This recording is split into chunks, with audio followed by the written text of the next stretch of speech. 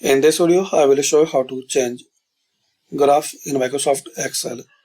So you need to change your chart without deleting and recreating the data.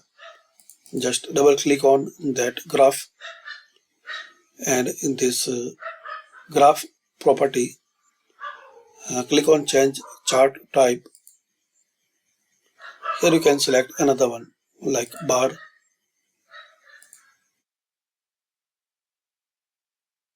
Then click on OK. And here you can make more changes. You can adjust the size, color, style.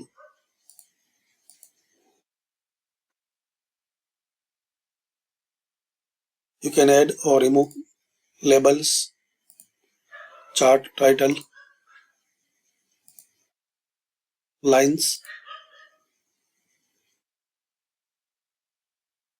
So thanks for watching.